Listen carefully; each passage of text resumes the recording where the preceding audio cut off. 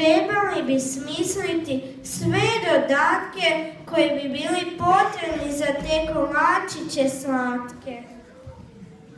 2 šake radosti, zdjela prijateljstva, puna vreća ljubavi. Zamjestiti skromnost, nadu i strpljenje, puno razumijevanja, vjernost, povjerenje. Svaku minutu promješati sve isto, a kalup može biti srce veliko i čisto. Još svatko nek doda svoj najdraži začin i dobit će sreću na poseban način.